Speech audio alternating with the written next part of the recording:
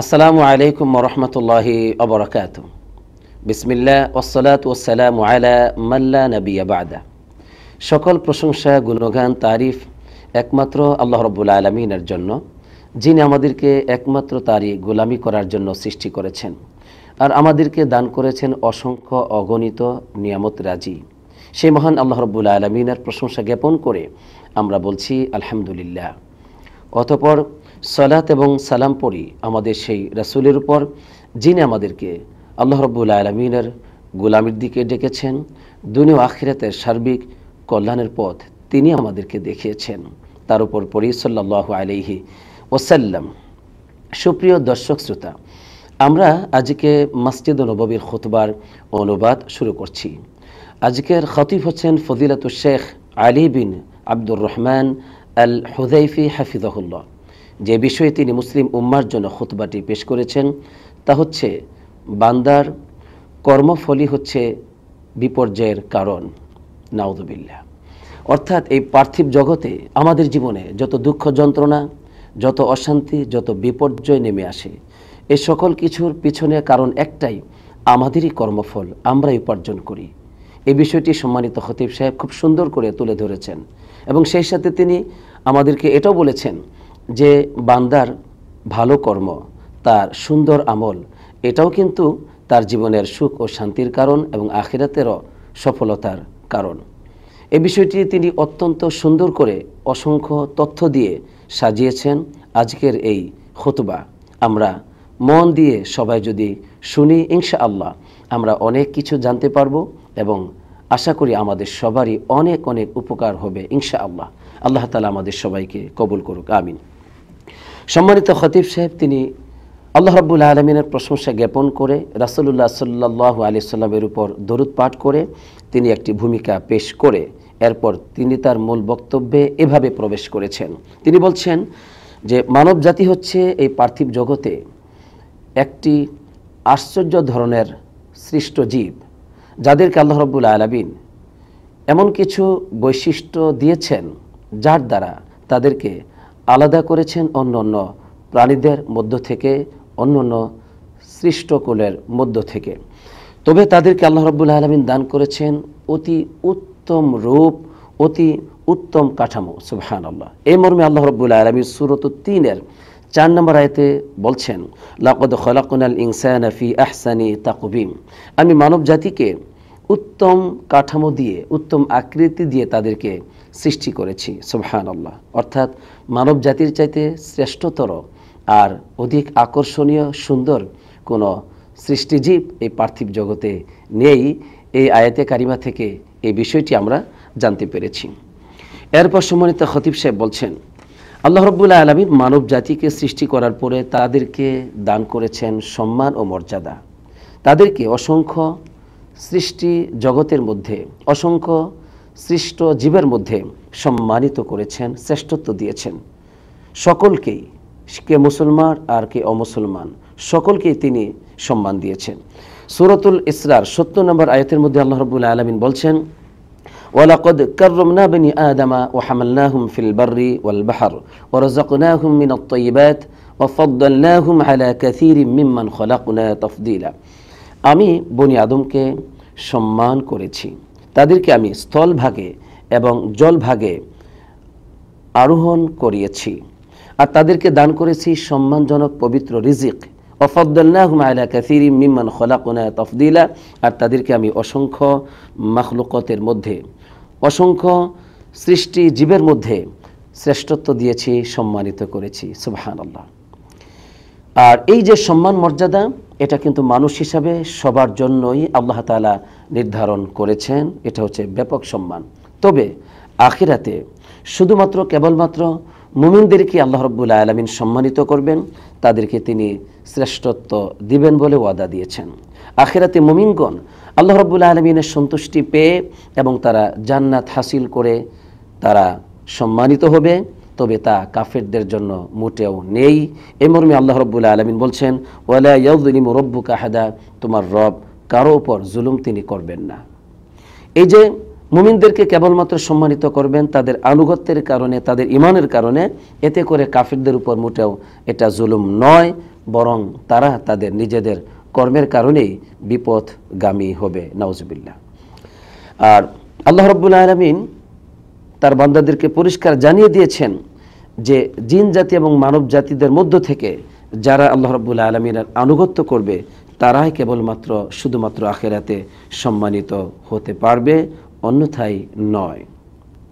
এরপর সম্মানিত খতিব সাহেব বলছেন যে আল্লাহ রাব্বুল আলামিন মানব জাতিকে অন্যতম সুবিশাল এক নিয়ামত দিয়েছেন যে এই পার্থিব জগতে তাদের কল্যাণের জন্য, তাদের সুন্দর জীবন উপভোগ করার জন্য যত নিয়ামত রাজি আছে, যত উপকরণ আছে, সবগুলি তাদের জন্য নিয়ন্ত্রিত করে দিয়েছেন, অনুগত করে দিয়েছেন। এ মর্মে আল্লাহ রাব্বুল আলামিন সূরাতুল লুকমানের 20 আয়াতে তিনি বলছেন, এর অর্থ হচ্ছে লা ইউমারু ওয়া লা ইউনহা, মানুষকে কোনো আদেশ করা হবে না, কোনো কিছু থেকে নিষেধ করা হবে না, এমনটি নয়, বরং তাদেরকে আদেশ এবং নিষেধ করা হবে। আল্লাহ রাব্বুল আলামিন আরও স্পষ্ট করে আমাদেরকে জানাচ্ছেন সূরাতুল মুমিনুনের 115 নম্বর আয়াতে কারিমায়। আল্লাহ তাআলা বলছেন, আফা হাসিবতুম আন্নামা খলাকনাকুম আবাসা ওয়া আন্নাকুম ইলাইনা লা তুরজাউন, তোমরা কি ধারণা করেছো যে তোমাদেরকে আমি আল্লাহ তাআলা আবাসান, অনর্থক সৃষ্টি করেছি, কোনো কারণ নেই? না। ওয়া আন্নাকুম ইলাইনা লা তুরজাউন, আর তোমরা আমার দিকে প্রত্যাবর্তন করবে না, এমনটি কি তোমরা ধারণা করেছো? কত কঠিন কথা। অতএব আমাকে আপনাকে আল্লাহ রাব্বুল আলামিন এমনিতে সৃষ্টি করেননি, আর আমাকে আপনাকে আল্লাহ তাআলার দিকেই পরিশেষে ফিরে যেতে হবে। অতএব আসুন আমরা যেন আমাদের সৃষ্টির যে মূল লক্ষ্য ও উদ্দেশ্য, তার গোলামি করা, তার শুকর আদায় করা, তার আনুগত্য করা, সেই কাজে আমাদের জীবনকে যেন অতিবাহিত করি। আল্লাহ তাআলা সেই তৌফিক দান করুক, আমিন। এবার সম্মানিত খতিব সাহেব তার এই খুতবার মধ্যে সবচেয়ে প্রধান এবং গুরুত্বপূর্ণ যে বিষয়টি, সেটা তিনি এখন তুলে ধরছেন। তিনি বলছেন, আল্লাহ রাব্বুল আলামিন এই মানব জাতিকে যে সৃষ্টি করেছেন তার মধ্যে অন্যতম একটি হিকমত হচ্ছে এই যে তারা তাদের যে কর্মফল, এর মাধ্যমেই তাদের ভালোমন্দ উপহার দেওয়া হবে। বান্দার কর্ম যদি ভালো হয় তাহলে সে ভালো ফলাফল পাবে, আর বান্দার কর্ম যদি মন্দ হয় তাহলে তার ফলাফলটি আসবে মন্দ। অর্থাৎ বান্দার অন্যায় কর্ম, পাপ কর্মের কারণেই তার জীবনে চলে আসে বিপর্যয়, দুঃখ, যন্ত্রণা, এবং আখিরাতেও সে জাহান্নামের মতো এক অনন্তকালের আযাবের জায়গায় প্রবেশ করবে, নাউযুবিল্লাহ। তাই আমাদের ভালো কর্ম এবং মন্দ কর্ম আমাদের জীবনে এর প্রতিফলন ঘটে। এমনকি অন্যান্য প্রাণীদের মাঝেও আমাদের পাপের এবং আমাদের ভালো কাজের প্রভাব রয়েছে। আল্লাহ রাব্বুল আলামিন আমাদেরকে পরিষ্কারভাবে জানিয়ে দিয়েছেন আমাদের কৃতকর্ম সম্পর্কে। যেমন সূরাতুল আরাফের 96 নম্বর আয়াতে আল্লাহ তাআলা বলছেন, ওয়ালাউ আন্না আহলাল কুরা আমানু ওয়াত্তাকাউ লাফাতাহনা আলাইহিম বারাকাতিম মিনাস সামাই ওয়াল আরদি ওয়ালাকিন কাযযাবু ফাআখাযনাহুম বিমা কানু ইয়াকসিবুন।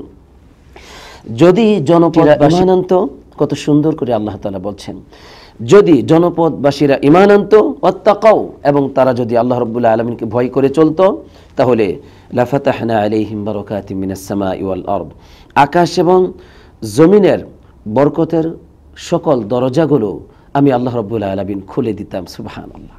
এখানে পরিষ্কার বলে দিয়েছেন যে আমরা যদি আল্লাহ রাব্বুল আলামিনের প্রতি ঈমান আনি এবং সৎকর্ম করি, আল্লাহ তাআলার আনুগত্য করি, তাহলে তিনি আমাদের জন্য আকাশের এবং জমিনের সমস্ত বরকত সমূহকে খুলে দিবেন। সুবহানাল্লাহ।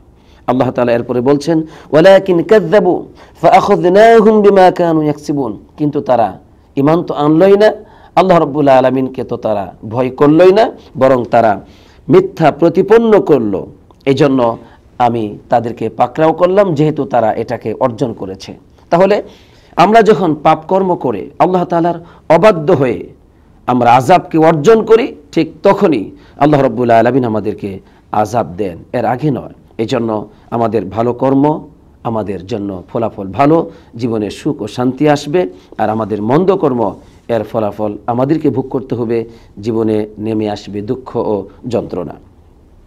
যদি আমরা আল্লাহ রাব্বুল আলামিনের দ্বীনকে সাহায্য করতে পারি, আমরা যদি আল্লাহ রাব্বুল আলামিনের আদেশ এবং নিষেধকে মেনে চলতে পারি, তাহলে আল্লাহ তাআলা আমাদেরকে সাহায্য করবেন, পৃথিবীতে দান করবেন প্রতিষ্ঠা, আমাদেরকে তিনি সকল ক্ষেত্রেই সফলতা দিবেন বলে ওয়াদা দিয়েছেন।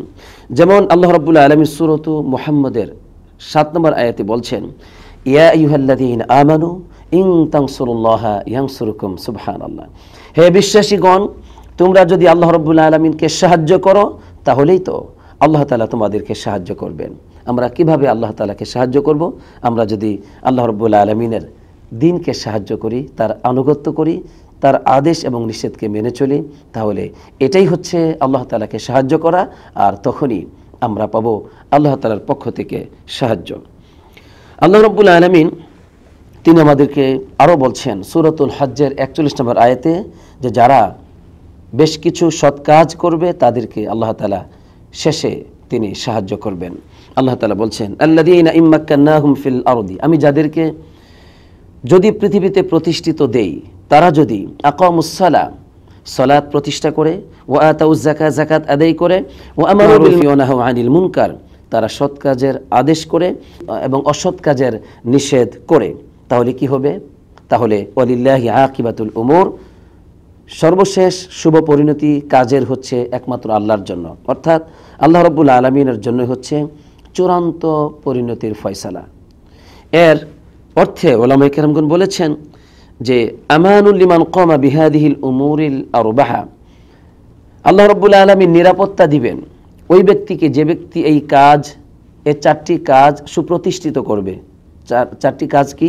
সালাত প্রতিষ্ঠা করা, যাকাত আদায় করা, সৎ কাজের আদেশ দেওয়া, অসৎ কাজের নিষেধ করা। এই চারটি কাজ যদি কোনো ব্যক্তি করে, কোনো রাষ্ট্রনায়ক যদি করে, অথবা যে কোনো ব্যক্তি এই চারটি কাজ প্রতিষ্ঠিত করবে, আল্লাহ রাব্বুল আলামিন তাকে শত্রুদের আক্রমণ থেকে, শত্রুদের কুমন্ত্রণা থেকে আল্লাহ রাব্বুল আলামিন হেফাজত করবেন বলে দায়িত্ব নিয়েছেন। এই আয়াতে কারিমায় ওয়ালিল্লাহি আকিবাতুল উমুর বলে এটাই ইঙ্গিত করেছেন, সুবহানাল্লাহ। অতএব যদি আমরা আল্লাহ রাব্বুল আলামিনের আনুগত্য করি, কাফেররা আমাদেরকে মোটেও কোনো ক্ষতি করতে পারবে না। এই মর্মে আল্লাহ রাব্বুল আলামিন সূরা আল ইমরানের 120 নম্বর আয়াতে বলছেন যে ওয়া ইন তাসবিরু ওয়া তাত্তাকু লা ইয়াদুররুকুম কাইদুহুম শাইআ, তোমরা যদি ধৈর্য ধারণ করো এবং তোমরা যদি আল্লাহ রাব্বুল আলামিনকে ভয় করো, লা ইয়াদুররুকুম কাইদুহুম শাইআ, তাহলে তাদের ষড়যন্ত্রে তোমাদের কোনো ক্ষতি হবে না, সুবহানাল্লাহ। কোনো কিছুই ক্ষতি হবে না যদি আমরা আল্লাহ তাআলাকে ভয় করি, আল্লাহ তাআলার আনুগত্য করি, আল্লাহ তাআলার আদেশ এবং নিষেধকে মেনে চলি। সুতরাং আমরা এই পয়েন্টের মাধ্যমে এটাই জানতে পেরেছি যে একজন বান্দার তার কর্মের কারণেই হচ্ছে তার জীবনের বিপর্যয়। তার মন্দ কাজের জন্য তার জীবনে ফলাফল চলে আসে মন্দ, তার জীবনে ভালো কাজের জন্য ফলাফল চলে আসে ভালো, সুবহানাল্লাহ। সম্মানিত খতিব সাহেব তিনি আরও বললেন যে একজন মানুষের আমল দ্বারা যেমন কল্যাণটি ব্যাপকতা লাভ করে, অনুরূপভাবে একজন মানুষের সৎকর্ম দ্বারা সে নিজেও ব্যক্তিগতভাবে অনেক কল্যাণ অর্জন করতে পারে। এ মর্মে আল্লাহ রাব্বুল আলামিন সূরাতুন নাহলের 97 নম্বর আয়াতের মধ্যে বলছেন, মান আমিলা সালিহাম মিন যাকারিন আও উনসা ওয়া হুয়া মুমিন, যে ব্যক্তি ভালো আমল করবে, সে পুরুষ হতে পারে, নারী হতে পারে, ওয়া হুয়া মুমিন, সে ঈমান আনার পরে যদি কোনো নারী পুরুষ ভালো আমল করে, আল্লাহ তাআলা কি উপহার দিবেন তাকে? এই মর্মে বলছেন, ফালা নুহিয়ান্নাহু হায়াতান তাইয়্যিবা, আমি আল্লাহ রাব্বুল আলামিন তাকে অবশ্যই পবিত্র একটি জীবন দান করব, সুবহানাল্লাহ। আমরা তো সবাই পবিত্র জীবন চাই, সুখকর, আনন্দময়, সমৃদ্ধিময় জীবন চাই। আর আল্লাহ তাআলা এই সুখময় জীবন তো রেখে দিয়েছেন আল্লাহ তাআলার আনুগত্যের মধ্যে ঈমান আনার পরে। সম্মানিত খতিব সাহেব এরপরে বললেন, যদি কোনো মানুষের ভিতরে অসৎ আমল প্রবেশ করে, তাহলে তার জীবনে চলে আসবে ধ্বংস এবং বিপর্যয়। আল্লাহু আকবার। সূরাতুল মুমিনুনের 71 নম্বর আয়াতের মধ্যে আল্লাহ তাআলা বলছেন, ওয়ালাউ ইত্তাবাআল হাক্কু আহওয়াআহুম লাফাসাদাতিস সামাওয়াতু ওয়াল আরদু মান ফীহিন, যদি সত্য তাদের প্রবৃত্তির অনুসরণ করে, কাফের মুশরিক বেঈমানদের প্রবৃত্তির অনুসরণ যদি সত্য করে, আল্লাহ তাআলা বলছেন, তাহলে আকাশে জমিনে বিপর্যয় সৃষ্টি হয়ে যাবে। তাহলে দেখেন, অসত্য পথের মধ্যে রয়েছে বিপর্যয় আকাশেও জমিনেও, ওমান ফীহিন্না, এবং আকাশে জমিনে যারা বসবাস করছে তাদের উপরও এই সত্য যদি মিথ্যার অনুসরণ করে তাহলে তাদের উপরও বিপর্যয় নেমে আসবে, নাউজুবিল্লাহ। অতএব পরিষ্কার হয়ে গেল যে বিপর্যয় আসে পাপের জন্য, অন্যায়ের জন্য, এটা আল্লাহ রাব্বুল আলামিন লিখে দিয়েছেন। এমনিভাবে আল্লাহ তাআলা সূরাতুর রুমের 41 নম্বর আয়াতের মধ্যে বলছেন, যাহারাল ফাসাদু ফিল বাররি ওয়াল বাহরি বিমা কাসাবাত আইদিন নাস, স্থল ভাগে এবং জল ভাগে যে ফাসাদ, যে বিপর্যয় সৃষ্টি হয়, এ সব তো বিমা কাসাবাত আইদিন নাস, মানুষ তারা দুহাতে অর্জন করে থাকে, দুহাতে। অতঃপর লিউযীকুহুম বা'দাল্লাযী আমিলু, তারা যে অর্জন করেছে, পাপ করেছে, বিপদ অর্জন করেছে, সেটার কিছুটা শাস্তি আল্লাহ রাব্বুল আলামিন তাদেরকে আস্বাদন করান, যাতে করে তারা আল্লাহ তাআলার দিকে ফিরে আসে। সুতরাং স্থলভাগে এবং জলভাগে যে অশান্তি হয়, যে বিপর্যয় হয়, যে সমস্যা সৃষ্টি হয়, এগুলো কিন্তু মানুষের পাপের কারণে, নাউযুবিল্লাহ। অতএব একথা চিরন্তন সত্য হয়ে গেল যে আমাদের কর্মের কারণেই আমরা কিন্তু লাভবান হতে পারি। আমাদের ভালো কর্মের জন্য দুনিয়াতে এবং আখিরাতে আল্লাহ তাআলা সুখ রেখে দিয়েছেন, আবার আমাদের মন্দ কর্মের কারণেই দুনিয়াতে আখিরাতে আল্লাহ তাআলা দুঃখ লিখে দিয়েছেন, নাউযুবিল্লাহ। আল্লাহ সুবহানাহু ওয়া তাআলা আমাদেরকে হেফাজত করুক, আমিন। এরপর সম্মানিত খতিব সাহেব তিনি একটি চমৎকার হাদিস নিয়ে এসেছেন প্রথম খুতবার শেষাংশে। এই হাদিসটি বলার আগে আল্লাহ রাব্বুল আলামিনের একটি আয়াতে কারিমা সূরাতুল আম্বিয়া থেকে তিনি নিয়ে এসেছেন, যেখানে আল্লাহ তাআলা বলেছেন জালিমদেরকে জুলুমের কারণে আল্লাহ তাআলা ধ্বংস করবেন। আল্লাহ তাআলা বলছেন, ওয়া কাম কসমনা মিন ক্বরিয়াতিন কানাত যালিমাতান ওয়া আনশা'না বা'দাহা কওমান আখরিন, আমি কত জনপদবাসীকে ধ্বংস করে দিয়েছি জুলুমের কারণে, আর অতঃপর তাদেরকে ধ্বংস করে দিয়ে তাদের জায়গায় আমি আরেকটি নতুন জাতি কওম সৃষ্টি করেছি। সুবহানাল্লাহ। তাহলে আমাদের কিসের ভয়? পাপিষ্ঠদেরকে আমরা কেন ভয় করব? অন্যায়কারীদেরকে আমরা কেন ভয় করব? আল্লাহ তাআলার আনুগত্য করতে, আল্লাহ তাআলার গোলামি করতে কোন জিনিস, কোন ভয় আমাদের জীবনে বাধা হয়ে দাঁড়াচ্ছে? না, আল্লাহ তাআলা আমাদেরকে অনুমতি দেননি যে আমরা জালিমদেরকে ভয় করে চলব, বরং আল্লাহ তাআলা বলছেন আমরা যদি তার আনুগত্য করি, ওই সমস্ত জালিম যারা, তাদেরকে আল্লাহ তাআলা ধ্বংস করে দিবেন। সুবহানাল্লাহ। এরপরে চমৎকার হাদিসের অনুবাদটি আমি করছি, এরপরে প্রথম খুতবাটি শেষ করছি। ইবনে মাজাহ এসেছে, আল্লাহ নবী সাল্লাল্লাহু আলাইহি ওয়াসাল্লাম বলেছেন যে 5টি পাপের কারণে 5টি শাস্তি পৃথিবীতে অবতীর্ণ হয়। একটি হচ্ছে যখন কোনো কওমে প্রকাশ্যভাবে ফাহেসা, নির্লজ্জ, জিনা, ব্যভিচার নেমে আসবে, তখন তাদের উপর আসবে মহামারী সহ আরও বিভিন্ন ধরনের এমন সব রোগ ব্যাধি যা ইতিপূর্বে তাদের মাঝে ছিল না, তাদের পূর্বপুরুষদের মাঝে ছিল না।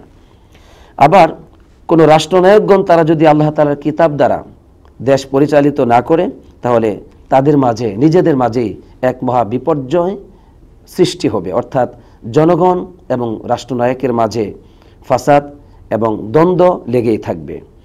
3, যদি কোনো কওম তারা যাকাত আদায় না করে, তাহলে তারা বৃষ্টি থেকে বঞ্চিত হবে। যদি চতুষ্পদ জন্তু না থাকতো, তাহলে তাদেরকে বৃষ্টি দেওয়া হতো না। 4, যদি কোনো কওম তারা ওজনে এবং পরিমাপে ভেজাল মিশ্রণ করে কম করে, তাহলে তারা রাষ্ট্রনায়ক দ্বারা জুলুমে নিপতিত হবে।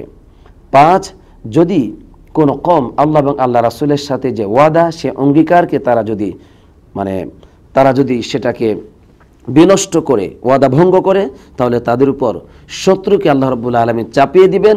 ওই শত্রু তাদের কাছে যা কিছুটা তারা নিয়ে নেবে, নাউজুবিল্লাহ। অতএব পাপের সাথেই এভাবে শাস্তি রয়েছে। আল্লাহ তাআলা আমাদেরকে হেফাজত করুক, আমিন। এখানেই প্রথম খুতবাটি সম্মানিত খতিব সাহেব শেষ করেছেন। দ্বিতীয় খুতবায় তিনি আমাদেরকে গুরুত্বপূর্ণ কিছু কথা বলেছেন। তার মধ্যে অন্যতম হচ্ছে আমাদেরকে তিনি শুকর আদায় করতে বলেছেন নিয়ামতের, যে এই নিয়ামত যদি চলে যায়, তোমার কোনো একটি নিয়ামত আর কেউ পুরা করে দিতে পারবে না।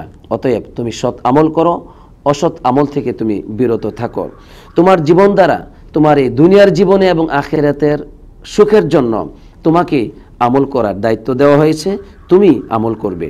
এরপরে তিনি আমাদেরকে আখিরাতে হিসাব সম্পর্কে তিনি আমাদেরকে জানিয়ে বলেছেন যে আল্লাহ রাব্বুল আলামিন বলেছেন, যার আমলনামা দেওয়া হবে ডান হাতে সে আনন্দিত হবে, আর যে ব্যক্তির আমলনামা দেওয়া হবে বাম হাতে সে চিৎকার করবে, ধ্বংসকে ডাকবে, মৃত্যুকে ডাকবে, পরিশেষে সে জাহান্নামে প্রবেশ করবে। যা সূরাতুল ইনশিকাকের 6 নম্বর আয়াত থেকে নিয়ে 12 নম্বর আয়াতে এমনটি এসেছে। অতএব আমরা যেন এই পার্থিব জগৎকে অধিক মূল্যায়ন না করে আখিরাতের অনন্তকালের সুখ ও শান্তিকে গুরুত্ব দিয়ে এই পৃথিবীতে সৎ আমল করি, আল্লাহ তাআলার গোলামি করি এবং অসৎ কাজকে পরিহার করে সৎ কাজে নিজেদের জীবনকে অতিবাহিত করি। আল্লাহ তাআলা আমাদেরকে সেই তৌফিক দান করুক, আমিন। এখানেই শেষ করা হচ্ছে দ্বিতীয় খুতবাটি। সুপ্রিয় দর্শক শ্রোতা, আমরা আজকের খুতবা থেকে এটাই জানতে পারলাম যে যদি আমরা ভালো আমল করি তাহলে এর প্রতিদান হচ্ছে ভালো, দুনিয়াতে সুখ ও শান্তি পাবো, আখিরাতে জান্নাত পাবো। আর যদি আমরা অসৎ আমল করি তাহলে দুনিয়াতে আছে দুঃখ, যন্ত্রণা, বিপর্যয়, আর আখিরাতে রয়েছে জাহান্নাম। অতএব আসুন আমরা আল্লাহ তাআলার গোলামির মধ্য দিয়েই আমাদের জীবনকে ব্যয় করি। আল্লাহ তাআলা তৌফিক দান করুক, আমিন। আসসালাতু ওয়াসসালামু আলা নবিয়িনা মুহাম্মদ ওয়া আলা আলিহি ওয়া সাহবিহি আজমাইন।